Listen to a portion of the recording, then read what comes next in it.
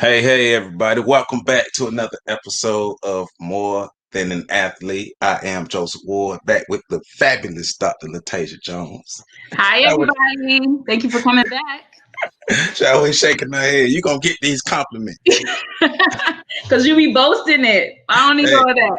hey, it's all good. It's just how it happened, okay? You just got to Oh, take my goodness. it. How's everything? Everything is well. Still staying inside. How about you? Yeah, I can't go nowhere. Anyway, so I'm inside making it happen. So that's why it's so good that we can get together and have these conversations with these former athletes on how they were able to transition from a life of sports, but not just that, but how they're able to see themselves as more than athletes and what all goes into somebody seeing themselves as more than an athlete. So, Absolutely. I feel like anybody and everybody can gain something from watching these. So I'm really hoping people are tuning in because if you missed right. any of these episodes, you need to go back and look at them. Right. Y'all need to check out all these episodes. We've had some great conversations and it's going to continue because this is what we do. Right. So today we have a real good brother on the show today. I've actually had a chance to watch this brother really go through life and achieve things and just grow himself and grow his business and just take advantage of opportunities. Put yourself in the great positions, being a great person. And when you put all that together, you can get greatness. So we played football together in high school. He was a grade ahead of me. One of the few dudes at school who was built like an action figure in like high school. So I'm skinny. I'm jealous. My muscles trying to come, but they ain't there yet. So Not I'm trying to jealous. come. Right. But great brother. He played football. He went on to play college football, Middle Tennessee State, I believe. If I'm saying it wrong, I hope he corrects me, but I believe it's Middle Tennessee State. Was able to use his college career, use all of the information that he learned in college to build his own entrepreneurial empire as a fitness instructor. So he went from playing football to find himself in the fitness industry and not just being in the fitness industry, but thriving in the fitness industry and being able to see himself off the field and grow himself as a man and as an entrepreneur and just as a whole person. So I want to welcome my good friend, Mr. Jarrell Webb. What's going on, good people? How we doing? Hi. Hey. Man, welcome. I'm excited about this because I know we've had a chance to talk in the past. You have a great story, you give great information, but this perspective that we're coming from, I'm anxious to hear the information that you have because your journey is a unique journey and you've done a lot of things. So yeah, I'm excited. Yeah, man. I'm excited as well, man. Let's jump into it. Let's start. So, Latasia, you got the first question. Well, because I don't have as much of a, understanding of your background, Joseph got all the cheat sheets and stuff because he grew up with you, which I'm always jealous of. But let's talk about your upbringing and how you got into sports and so on. For anybody that doesn't know you, such as myself, I only know what I know online and what Joe just talked about. So yeah.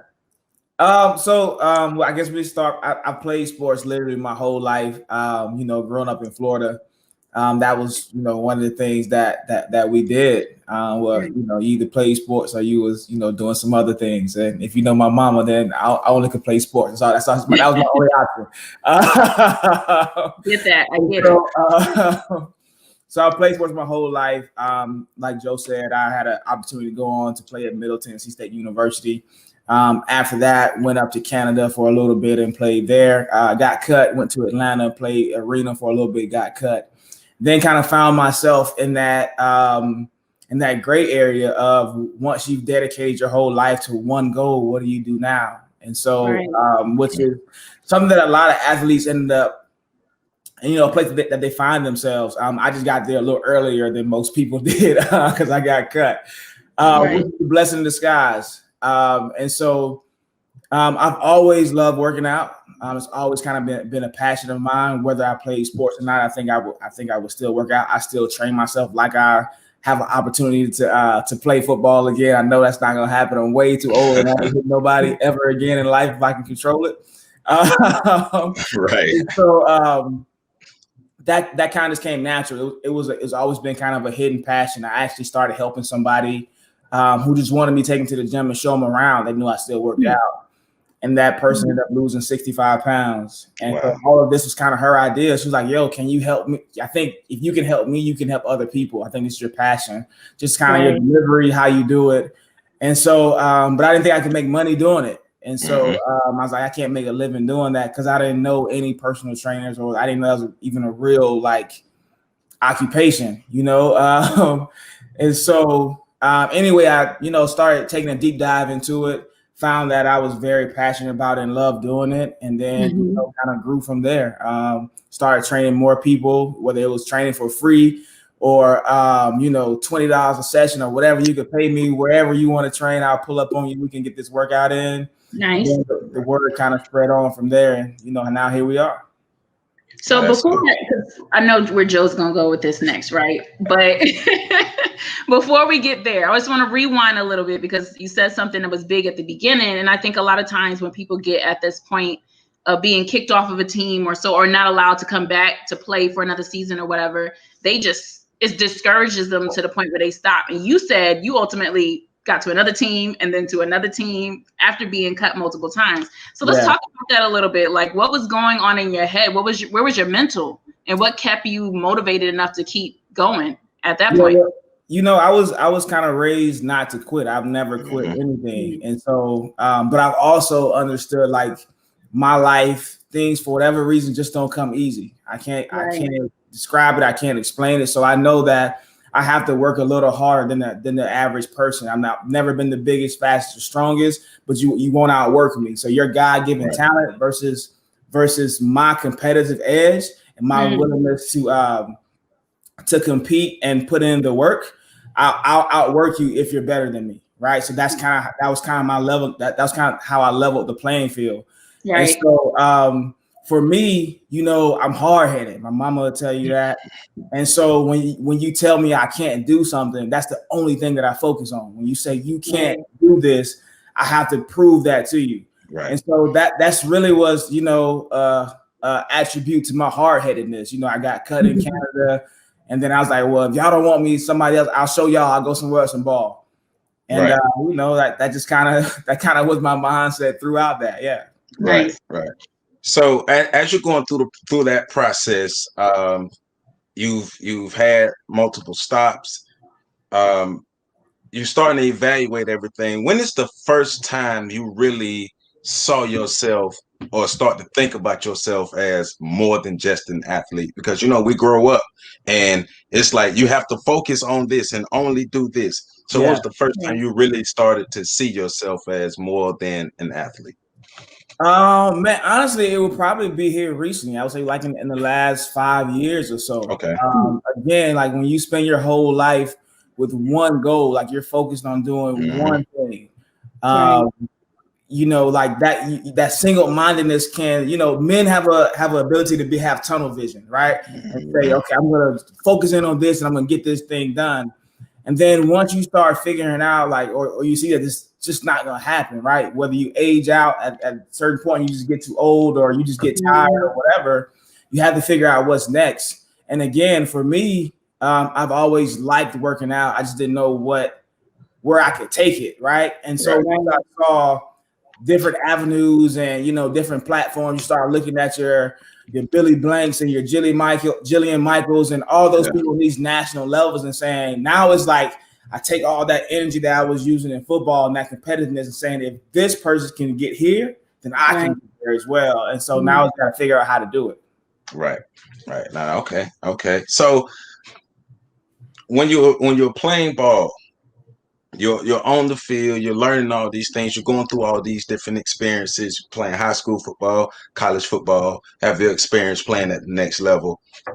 What would you say are the pros and cons of being a part of these organized football teams versus just somebody who would just play in the streets or play intramural ball, but the pros and cons of like real structured environments and teams when you're playing ball? Yeah, I mean, there's a ton. I mean, you were there with me at Rickers, and so you know the type of coaching staff that we have, and I always kind of equate it to gladiator school.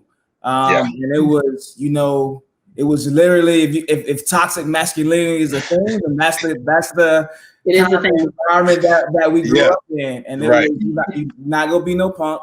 Right. If you're scared and the coach see you scared, then they're gonna make you face that fear. So if, you know, if you're a small guy and you're afraid to hit a big guy, the coach is gonna make you hit that big guy over and over and over again till that fear is gone. And so, you know, in a sense, that's a good thing because that's life. And a lot of times it teaches you to face your fears. And so I learned a lot about myself. I learned that even if I lose, even if I get knocked down, I'm okay. I can get back up. I learned that it's okay to be afraid as long as you don't allow fear to paralyze you. I learned how to compete, not to be afraid of competition. There's so many. I learned a lot about myself. You know how to push myself once you get knocked down. It's a lot of stuff that you learn in that environment. Again, it's a lot of stuff that you have to unlearn from that environment. Well. So I'm sure my wife can attest to a lot of that. Is that, you know, sometimes that masculinity and that competitiveness still comes out. It still boils over. Whether it's, you know, the way we argue, whether it's, you know, the way you talk to certain people or the way you address people, learning how to address different clients, different ways, learning to speak their language. And so there's a lot of different pros and cons. I think the pros is just, you know, learning to be fearless. The con is, you know, unlearning all of or some of those locker room lessons that we were taught. Yeah. I definitely understand that because that behavior, you can't bring it outside of the locker room. Yeah, that's that's for a design space, right? It's like, you know, being in the military, like you can't, you know, just walk around yelling at people for no reason, right? In regular life, and if you're on an army base, that's fine. You know, there's a space for that. And so, you know, me cussing out a client the way our coaches would cuss us out, that don't work the same way. You know what I mean? I'm glad you're stating that because I had a trainer in the past, and you know, being loud and stuff doesn't work for me. Yeah, so I stopped going there. I just do my own thing. But I get it does kind of turn off certain customers, and I'm glad that you were able to kind of transition depending on the environment that you were working on. Yeah, and you got to learn what everyone needs. You know, a good coach does that as well. Like my mom will tell you, you got to go all the way to the extreme with me, right? You kind of look at my sister start crying. With me, I'm gonna prove it to me type of person. So she would say, you know, the stove is hot, and I'd be like, nah, it ain't hot. I'm gonna touch it. All right, let me touch it. My sister, that ain't her. You know what I mean? So everybody needs something different. Right. And, you know, that's the same thing with clients, same thing with players. Some players need to be pulled in and say, hey, next play, you got it. Some players need to grab their face mask, look them in the eye and cuss them out. And that's how they respond. It just depends on who you are. But learning, you know, that this is not how you respond, then I can't yell at you. You know, I can't. I have to talk to you. I have to pull you to the side and say, hey, I know you got more. I just needed you to give me a little bit more next time. Okay. And then that might be how you respond. Right. That's gotta be, it's kind of like entertainment. If we were to watch you train like multiple people at the same time, a different method per person. Like you're very calm with this one. It's flipping a switch, you know what I mean? And again, you know, that's something that I've even learned, you know, in marriage, you know, like just growing up, you know, the way we grew up in the South Side of Tallahassee. You know, I'm very demonstrative. So if I'm angry, I might use my hands, I might stand up. If I'm in an argument, my wife isn't that person. You know what I mean? So like when I start doing this, and I got muscles, my wife is small, so I'm bigger than her. I'm standing up, I'm doing all this, and she's like, "Yo, you ain't finna. Who you think?" I'm like, "It's like it ain't like that. I'm just talking." So I'm like, "What are you talking about?" You know what I mean? And I curse. She's like, "Don't be cussing at me." And I'm like, "What? I ain't even cussing," but I curse all day long, like I do it. But it's different when you're in an argument, you know, with the woman. Right. It's viewed differently. Now you're cussing at me. I can, you know, sit back here and cuss at y'all. She can hear me. She won't say anything. But if I'm, you know, if we're engaged and I'm cussing, now I'm cussing at her, and it's a whole other thing. And so just learning how to communicate, you know, more effectively. Like we had one way to communicate with our coaches. Our coaches taught us one way, and you either took it or you left. You know what I mean? And that was that. So like I said, that's one of the things you got to unlearn. Right. So that makes me think of the flip side of it, though, right? Like, because I've never thought about this portion of being in sports and learning how to communicate and dealing with your emotions and so on. And you kind of tiptoed around it for a second where you were speaking on, it prepared you for later on. In reference to preparing you to be a man, though, can you speak on some of that as far as being on a football team? Because now that's what it's saying to me now. Yeah, I mean, I definitely think sports prepared me to be a man. It taught me how to be a protector. It taught me to be my brother's keeper. No matter what, me and Joseph can be walking down the street right now, but because we've had that bond, and if he's going through something, or something happened to him, I'm jumping in. Hopefully, vice versa. Yes. And so it taught you how to protect your tribe. And so this is my tribe. My family is my tribe, and no matter what, I'll protect them, right? I can look to my left and to my right, and it's bigger than me. It's not about me. So it taught you how to be unselfish. Football is is the only true team sport, I would say, right? Like basketball, one person can take over the game. LeBron can come out and go for 60 tonight and take over the game. There's no one football player that can take over the game by himself. Right. People have to block for him. Somebody has to throw him the ball. Somebody has to snap him the ball. Somebody has to do something else in order for you to do your job. And so it's kind of the same thing. Even, in a family environment, you have to understand that you're not always going to be, especially right now, it's perfect timing, right? So it's almost like I got laid off for quarantine. I couldn't train. I couldn't work. I couldn't do anything. My wife was still having to, carry a lot of that load. Luckily, we were okay financially, but I didn't have anything coming in. Right. And so you have to understand as a team and as a teammate, sometimes you block. Sometimes you tackle. Sometimes you get the score, right? Yeah. Sometimes you gotta watch the other person score, and sometimes you gotta do the dirty work. And the dirty work is the lineman that's blocking for the running back who's getting all the glory, right? Right. And so sometimes that's just a part of it, is learning how to appreciate the times when you're not in the spotlight and the times when you are in the spotlight, and being okay in either place.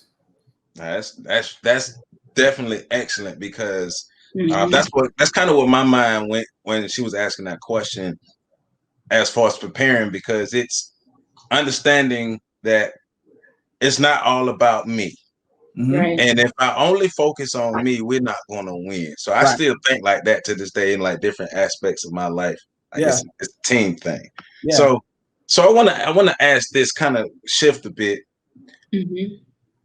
As somebody who's gone through the realm of sports and had your success in sports, and now you are successful in another realm, but to get there, you had to be able to see yourself as more than an athlete. And you said earlier, about 5 years ago, that's when you really started seeing yourself outside of the athletic realm and being able to view yourself as an entrepreneur. So what advice would you give to up and coming athletes, or athletes who are about to make that transition out of sports, to help them really view themselves as more than just a football player, basketball player, whatever sport that they chose? Right. Yeah. My first tidbit of advice is to empty the bucket, right? Get everything you can from the game, so that when it's time to walk away, you have no regrets, right? You're not, 40 years old and aged out and saying, man, if I would have done this, I could have did, you know what I mean? Right. Like, I don't have any regrets. I know that I gave the game everything that I had, and it just didn't work out. It wasn't in the cards for me. It doesn't mean I wasn't good enough. It doesn't mean, whatever. I just know that wasn't what God had for me. Right. I was supposed to be over here. But all the lessons that I've learned, all the times that I've had off-season conditioning, different strength and conditioning coaches, and the stuff that they taught me, I can apply those life lessons into my clients now, right? And so I say that if you're getting ready to transition, right? Because no matter, let's say perfect scenario, right? Perfect scenario, you make it to the pinnacle.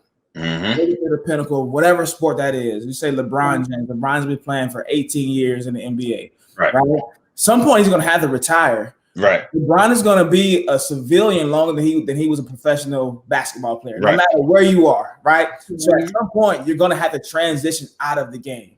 And so what you do after that, you got to be thinking about that while you're playing the game. So that's why LeBron is so great, because he has all these different balls rolling right now while he's still playing. Because he knows at some point this part of my life has to end, right? And so when this part of my life ends, what's next? I got 40, 50, 60 more years of life to live after basketball or football is done, or whatever sports you play is done. And so no matter what happens, if you push it all the way to the end, you get to where you want to go, you got to know that life, you're going to live longer as a regular person than you are as a professional athlete. Yeah. So you have to prepare for that regardless, whether that's business, whether that's investing, whether that's, real estate, whatever your thing is, you got to figure it out.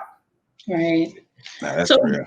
Before you got in the mindset of knowing it was going to be business, though, was there other things before? Because I know the next part we want to get into is what do you actually do now, right? Because I'm excited to get to that part.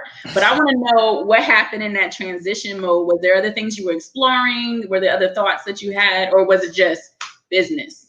So for me, there was nothing else, right? I knew that I didn't necessarily want to coach. I had coaching opportunities, but way too many hours, way too much required out of you, whether it's moving or whatever. So I was like, I'm not really trying to coach.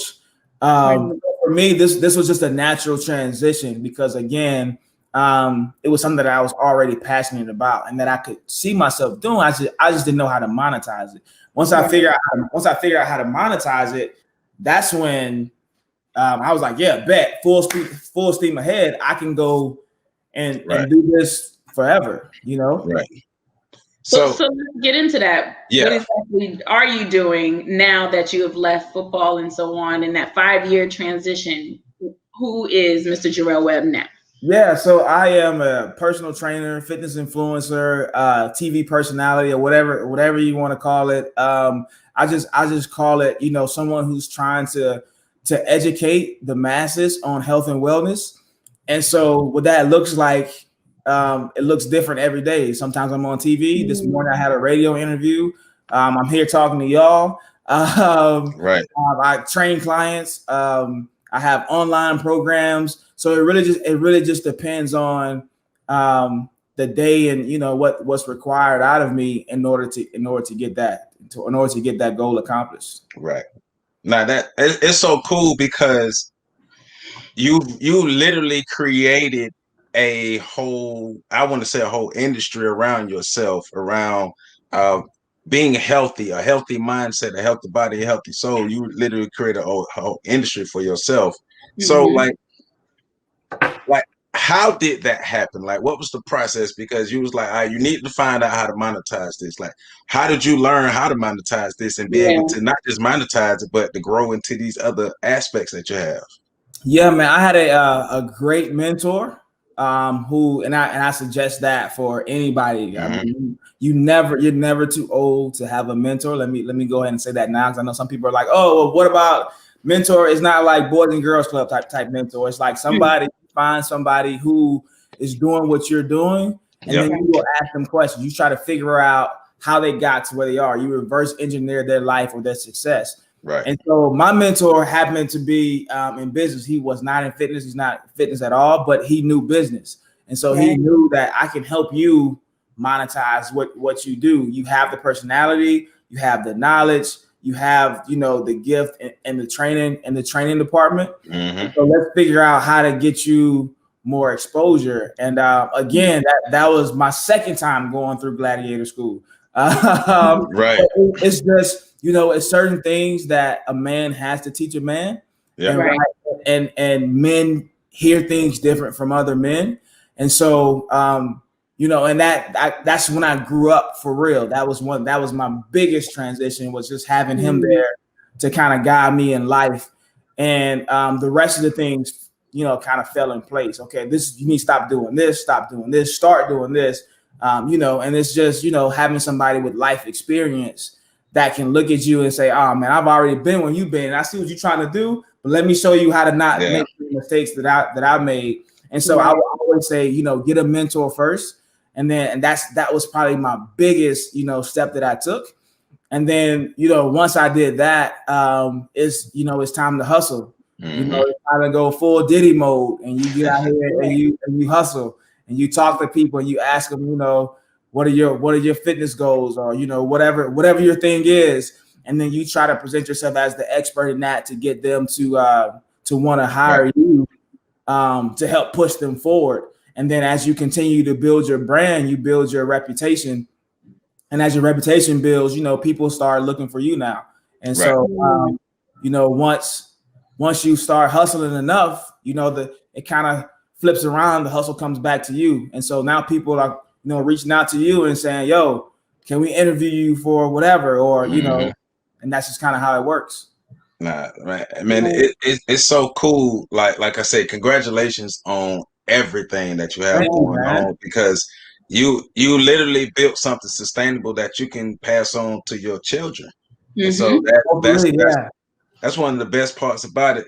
So you have this platform. You were able to transition to where you are now. You building your brand, you building your name as a trainer, and now you starting to get certain people coming after you. Yeah. So you also was able to become a celebrity trainer. So who was your first client, and how did that hook up? How did that happen? And of course we know word of mouth, but how did that first spark happen to really put you in the realm to attract celebrities? Yeah, again, your reputation is what gets you in the door. Your character is what keeps you there. And so once you get in the door with whomever, like whether it's a F-list celebrity or whatever, it doesn't matter. If you do a good job, that person's going to tell somebody else. And so the biggest thing, especially with celebrities, is that they're a very small knit group. And so all you need is one. And once you have one, they share kind of everything. This person's going to tell this person about you. Like, oh yeah, my trainer's coming over. Oh, I want to come work out with him. Oh, I like him. And then this person, and then next thing you know, you've kind of worked your way up this celebrity rung, and now you're, kind of, facing, people that you grew up admiring or whatever. Right. And so the biggest thing is, having your reputation, and then once you get the opportunity is always going to present itself if you stay long enough, right? If you stay in your field long enough, you'll get the opportunity. You just have to be patient. Once you get the opportunity, you got to do a good job. Yeah, that's where a lot of people fall off at, is that, oh, I got a big opportunity. Let me grab a selfie and let the world know I'm training. So whoever, and that's when they get thrown off. You know what I mean? Like, a lot of those people, they want to be regular, and so when you're in here trying to become a celebrity based on them, they're like, yo, I'm just trying to work out, man. Why you doing this? So a lot of the times it's just being professional, understanding that you're here for a job, and you have a job. That's the only reason why you're here. You're not friends. You may become friends later, but you're here because you have a job to do. Right. And that's it. And so your reputation, your professionalism, and your character is what's going to get you in the door with those people. Absolutely. And so another thing that is actually a compliment I wanted to give you on your website alone. It had me convinced that I needed to sign up for a $75 daily workout. What is it, like 20 minutes or something? Yeah, the 20-day shred. Yeah. And I was like, I could do that. It's the accessibility, and it makes you think of how business minded you have to be to think like that, right? Like you're thinking about these people that don't have that much time. They need to be encouraged and motivated automatically at the beginning by automatic results, right? So you put a plan together that was going to show them something from the beginning, get them encouraged to continue doing it, and then hopefully be a long-lasting customer for you. So, I mean, talk about that, like your business mind in that whole realm of a different life now of how you're doing things. How do you get there? And how, I guess it changes all the time. So how do you sustain and keep up with what you need to do to keep, your customer, your clientele going?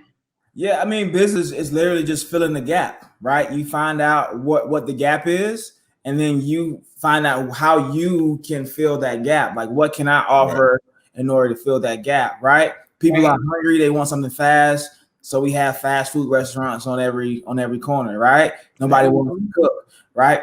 People don't want to go to the gym. They don't want to leave their house. I don't have a lot of time. You can find 20 minutes in your day to get a workout in. You don't have to leave your house. You can do it right there in the comfort of your own living room. The email comes right to you, so you can do it whenever you want to. It don't have to be a certain time. It doesn't matter when you do it, just get it done. And so what I try to do is eliminate all the excuses that you may have. I sit down and think, okay, if I present this, what's going to be their rebuttal? Oh, I don't have time, or I can't be there at 5, but I can do. Okay, I don't care what your schedule is. You got 20 minutes. You can give me 20 minutes for 20 days, right? That's short term, right? You can see the end of it. I'm not telling you 90 days or 10 weeks or 12 weeks. Like, that's a big commitment. So people are afraid of commitment now. Right. So give me 20 days, right? Give me 20 days, 20 minutes a day. That's all I'm asking you for. It's hard to say no to that, especially when you can do it in the comfort of your own home, and you don't need any equipment to get it done, right? And so you don't need any equipment, so you can't say, oh, I don't have that, so I can't do it. Nope. You got a body. All you got to do is move your body. And so literally in any business, it's just finding the gaps and find out what you can offer to fill that gap. Okay. Okay. So I want to go back a bit to when you was talking about your time with your mentor. Yeah. Because we've been asking everybody this question, got to ask you as well. Because self-esteem is a big part of where a component of you to help you get to where you are now. So interacting with your mentor from man to man, how did he help? What type of impact did he have on your self-esteem? Did he help to build it? Did he help to strengthen it? Just like what did that interaction do to your self-esteem? Did it help it? And I asked that because as men, people don't really focus on our self-esteem. So I'm interested in you making your transition. You're starting in a new industry, and your self-esteem needs to be in place. So what type of impact did your mentor have on that? Man, he had a huge impact on that, and I'll tell you why. I'll reverse it back. So again, being an athlete your whole life, or whatever it is, whatever you're pursuing, if you pursue that for the majority of your life, you have one single mind, and you fail at it. Obviously, that's going to mess with your mind a little bit, right? Because you kind of wrapped your identity up in being this thing, right? I wrapped my identity up in being a football player. And so when I was no longer a football player, the question now is, who am I, right? Who am I? Like, who is Jarrell now that you're no longer a football? I can't say I'm Jarrell, the football player, because that's how people still know me. Jarrell used to play football. That's how people even identify you now, right? So when you lose that part of your identity, or you wrap yourself up in that identity, you got to kind of go through a complete revamp. And so with my mentor, he showed me that my identity is within me, not within a thing, right? You're not what you do, who you are. And so whether people describe you as Jarrell, the football player, or Jarrell, the trainer, or whatever, I can stop training today. I'm still going to be Jarrell, right? And so for me to understand and really like tear it down and build me back up was huge, because he just spoke into, like I said, again, man to man, he just spoke into what a man is. And once you start to check these boxes, right, that's when you start having that. That's when you start building your identity. And so that was huge. As an athlete, I've always been confident. You know what I mean? That's definitely one of the pros that come along with it, right? I still got the swag of a ball right now, right? And so understanding that now it's not wrapped up in me playing football. It's wrapped up in because I know who I am now. Yeah. When I enter a room, I'm not a thermos. I'm not a thermometer. I'm a thermostat. I set the temperature, right? There you go. So sometimes that use that, by the way. Use that, by the way. Oh yeah, it's all yours. You can have it. So, sometimes that rubs people the wrong way, and because your confidence sheds lights on their insecurity. Right. You can't worry about that. You have to be you and be confident no matter what. I grew up with a mother who thought that confidence was a bad thing. Your confidence is going to get you killed, right? Because people look at you a certain way, and then they think, oh, you think he's all that, or he's ugly or whatever, especially growing up in the South. Everybody don't like a black man that's confident, Right. So, it is what it is. But when you truly know who you are, well, how else can you not be? How can you not be? Right. Nah, that's true. That's true. Now, that's a great answer. I appreciate that. Yeah, man. Yes, sir. And it kind of makes sense that you became a trainer, somebody that's going to instill confidence in others now, right? Because it takes a big part of it.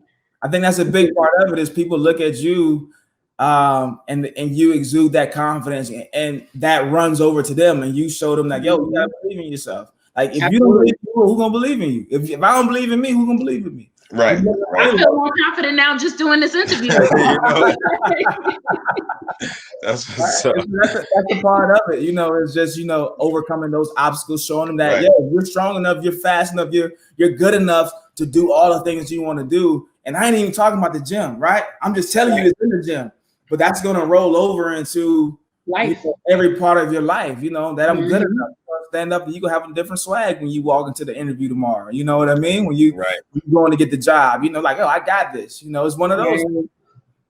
That's what's up. Wow. So question about the training portion of your life now. You go owning the business and stuff. What is that Hallmark moment that made you say, yeah, this is me. I got this? Was there anything that made you have that shine of light on what you're doing now? Man, I mean, it's been a lot of different moments. It's a lot of small victories along the way that, like with anything else, whether it's, if it's sports, it's that one time that you make a play and you're like, oh, okay, I can play on this level, and it kind of clicks. It's walking into a room, full of other trainers or doing interviews and people like, yo, you got a different energy. I don't know what it is, but I like it. And you're like, yeah, okay, I can do this on this level. And then, you continue to grow and grow and grow. And, one day you're doing, local stuff. The next day you're doing national stuff and people are telling you, yo, you got what it takes. It's those little affirmations like that. Where the light switches. I think for me, it's just the day-to-day stuff. Right. It's the regular soccer moms, the secretaries that I train who come in and I see them, totally change their mind and their body.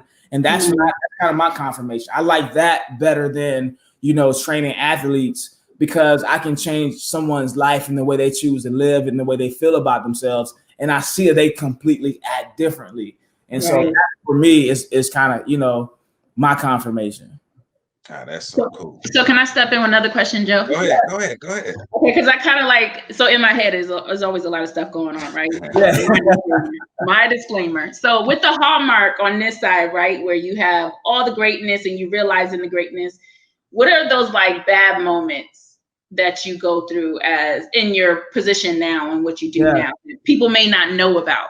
Yeah, I mean, there's a lot. Again, you're gonna have failures along the way, right? You're gonna have success, you're gonna have failures. You probably have more failures than you will success, honestly. And so understanding that failing isn't a bad thing, failing is how you get to succeed. That's the price you pay, right? And so learning how to fail forward. Right. If you learn something from that failure, then it's not a failure, it's a lesson. Right. And now you just build upon those failures. Okay, I tried this, that didn't work out. But if I would did it this way, then I can get it this way. Right. If you think about, simple things like the light, we all got lights on right now. Right. Thomas Edison would have never dreamed of this. Right. Somebody uses flip a switch and it just comes on and it's crazy. Right. And so that was him. Failing. Oh, finally got a light to come on. And then somebody else came and said, but yo, what if we did this? And kind of add on to that. And so it's the same thing in my life, right? So I failed so many times. I've, gotten contracts and blew it, you know what I mean? And messed up and okay, gee, that was on you. And learning to, understand when you mess up, you got to own it, right? Oh, okay, that was on me. Next time I get this opportunity, I'll do it this way, or whatever. One of the first time I did TV, it was horrible. I was blowing it, right? So literally blowing it on TV. I stepped out and faced my wife, I'm blowing this. Remember I told you I was doing TV? Yeah, they probably not gonna use me ever again. And so she was like, yo, forget all of that and just go in there and be yourself, right? And once you do that, if they like you, great. If they don't, Cool. You did what you need to do, but don't go in and try to be who you think they want you to be. Go in and be yourself. Let your personality shine. Just empty the bucket when you go in there. And so people like that, so that's where the females come in at. They affirm like, yo, don't forget who you are. Like, don't you ever go in there and try to change, for someone else. And so those little failures like that, now when I step in front of a TV camera or a microphone, I don't try to change it up. I don't switch it up, right? Gerell from the South Side of Tallahassee. This is who I am, right? This is who y'all get every time. If you like it, great. If you don't, I mean, that's cool too. I mean, it's very ironic that you said it's the females that usually bring you back to say be yourself, because I was going to say the reasoning for me bringing this up was to kind of help those individuals who are in the failing process, right? And you've clearly shown success, but you didn't give up. And then I wanted to know your mindset so you can help them with theirs as well. So understanding that you got to put yourself out there and show who you truly are, and that's how you got through, is very detrimental to helping somebody else too. Yeah, you got to be yourself. That's what people want. I mean, it's enough copies and fake people out here. And in order to be successful long term, right? I feel like you gotta be yourself, because the real you's gonna shine at some point. The real you's gonna come out at some point anyway. Yeah. And it's better if you just go ahead and put it out there initially and let the people decide if they like it or not. And so that for me, that was kind of the thing. Again, men, we have the great ability to have tunnel vision. We can lock in. Women, they see everything from every other angle, right? Oh, nah, this is happening. Like, we're like, what? Nah, this is. And so, that's why men and women make such a great team, because we can lock in and get the job done while her head is on the swivel, right? It's like having that lead blocker. She's looking around like, nah, this ain't hold on. You know what I mean? This interpretation right now. Hey, we need you all. we do, man. We do. So I want to ask this, because coming from somebody and the environment that we come from, we were taught how to work out. We were taught technique. We were taught how to exercise. Now, you going deeper into being a personal trainer, there's a lot more to learn, and there's a right way and a wrong way to exercise. Absolutely.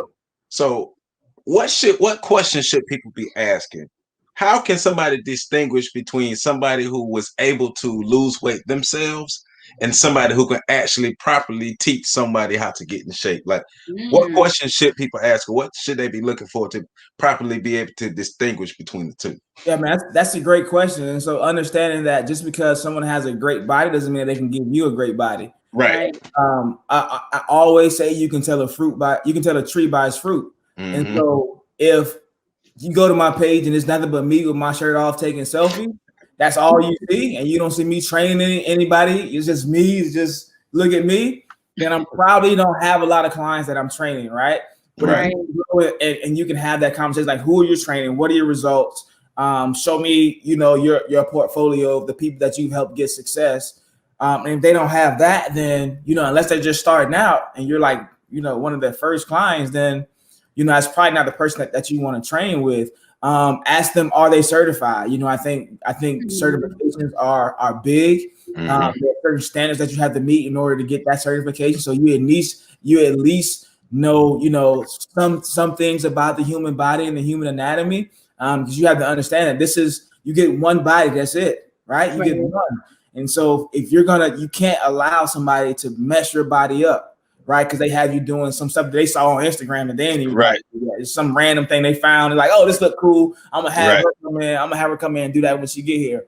Like, you gotta understand how all these things work. So understanding, like, don't be afraid to ask why when someone is telling you to do something. Okay, this is what you want me to do. Why are we doing this? Like, not in with an attitude, like, why you want me to do that? But like, okay, why are we doing this? Like, how is this gonna help me achieve my goal? That's a great question to ask, right? And they should be able to explain to you, this is why we're doing this. So not just knowing the what, but understanding the why, and not just understanding the what and the why, but also understanding the when, right? So it's not always, can you do something? It's should you do something as well? That's in workout, that's in life. Saying things like, yeah, you can do that, but should you be doing that? Is that going to help you achieve your goal? Possibly, is what's the risk reward? Like, is the reward good enough for us to risk you getting hurt? Right. Probably not. And so understanding like those some of the questions that you have to ask, why are we doing this? How is this going to help me achieve my goals? What's your portfolio? Who have you helped? Who else have you helped with my body type? Get there. If it's an age thing, who else have you helped? That's my age. That's a female. If it's a guy, do you train females? Are you good with females? Understand those questions like that. Okay. Those are a lot of questions. And so to help people out, just sign up with Jarrell. Yeah, that's easy. I train 365. That's easy. We can solve that real easy. You gotta ask no questions, man. Right. I train 365. That's there it. There we go, baby. Yes. But I appreciate that because I see it a lot. I see a lot of people who they dedicated themselves to the gym. Yep. And then somebody will reach out to them and say, hey, can you train me? And they get together and somebody hurts their back, they hurt knees, ankles, all types of joint things. And now you're like, man, this person hurt me. Like, wait, no, y'all hurt you because you allowed them to train you. So that's why I'm glad that you answered that way. Yeah. Because just like for me, just like going to the doctor, ask your questions. Ask questions. Oh, yeah. So I'm sorry. So with me saying that, how often do you recommend people go see their primary care physician before starting workouts or before even getting with trainers? Yeah, I think if you're working with a trainer or not, I think you need to see your doctor at least once a year. Like you need to get your annual physical to know to at least know where you are, know your baseline, right? And then that way, when you do go to see a trainer, you can adequately communicate with that trainer what's going on with your body, whether that's I have a family history of diabetes or high cholesterol or blood pressure, especially black people. We're predisposed to literally everything, and also because of the way we eat, right? Right. And so understanding like, no, grandma may have diabetes, but you don't have to have diabetes if you don't eat like grandma ate. Right.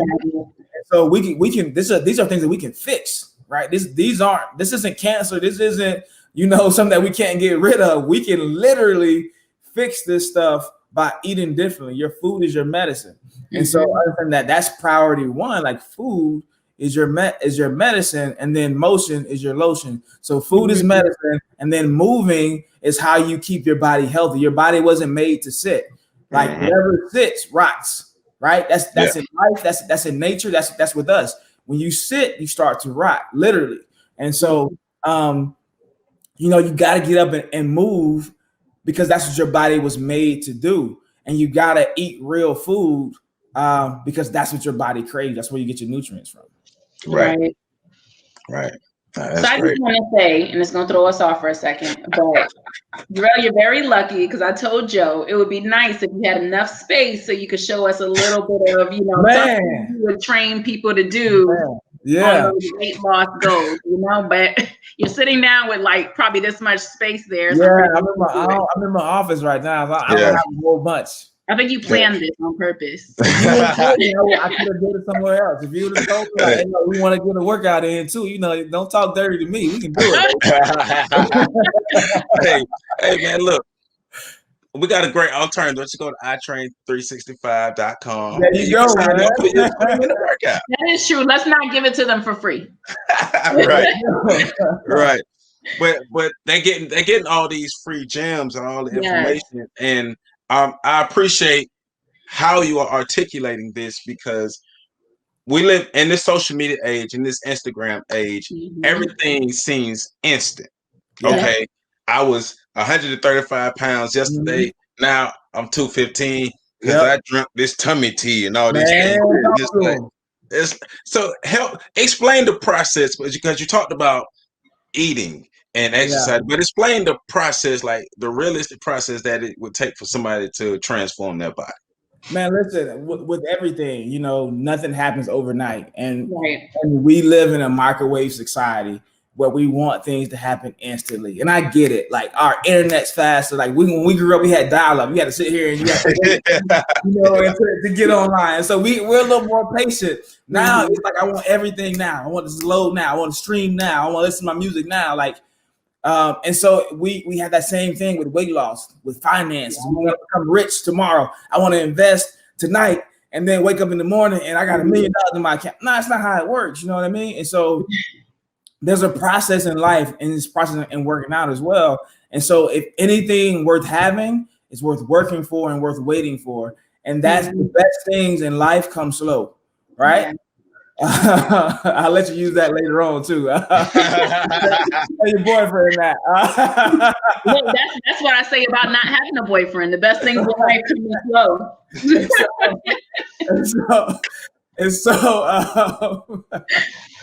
And so, you know, being okay with going through the process and losing weight slow. I mean, honestly, 2 to 3 pounds a week is average, right? So that's about 10 to 15 pounds a month, right? But we're used to seeing like shows like The Biggest Loser where people are losing 60 pounds in a month. And you're like, well, why can't I do that? But you don't understand, those people are working out 8 hours a day. They have their food prepared for them. They have doctors on set. They have a whole like situation there that your baby girl, you gotta go to work tomorrow. Yeah. You know, you're not Beyonce. You're not gonna snap back in 30 days. You know what I mean? Beyonce got a chef. She got a personal trainer. She got this whole setup that she's doing while you at work. She done worked out 2 or 3 times already, right? You can't bring me Beyonce results and say I want this if you're not willing to do Beyonce work, right? So we gotta start where we are and understand that everything happens a little slower, but it's sustainable that way, right? Right. No, that's excellent, because people need realistic depictions of what it is to really work out and really get in shape and what it takes to be healthy. It's not an overnight process. Absolutely. Yes, sir. So what's your website? Like I know I said it a million times, but tell people your website, where they can find you at, social media handles, and the best way, like if somebody else want to interview, they see this and want to interview, what's the best way they can get in contact with you to just talk about anything or get your business? Yeah, man, you can reach out. If you're going the website direction, you can go itrain365fit.com. I am the Jarrell Webb on all social media. So Twitter, Facebook, Instagram, THEGERELL Webb, WEBB. You can DM me. I'm going to tell you to email me because I don't do business in the DMs. But you can feel free to DM me if you want to reach out for interviews, or you want to join the 20-day shred challenge or whatever it is you want to do. Then so it's itrain365fit.com or the Gerell Webb on all social media. Right. Man, appreciate you. I definitely appreciate you for stopping by, helping us out with this and being a part of it, because the information you're giving is definitely going to help a lot of people in a lot of places. And I wish you much more success. I appreciate it. And everything in every facet of life. Like I say, it's a pleasure being able to watch you from high school to where you are now and being very successful. You know, we come from an area where they really didn't care what happened to us, but we cared about ourselves. Yeah. So congratulations for that. And I'm definitely proud of you. And just know you are inspiration for us who were, because you're older than us, and being able to watch you go through your process, we were definitely looking up and taking notes. So thank you for that. And thank you for being transparent about your process too. Absolutely. Thank you. That's the only way, man. That's the only way. It ain't easy. It don't happen overnight. Yes. Right. So with that being said, everybody, we'll see you guys next time. Thank you for coming. Yep.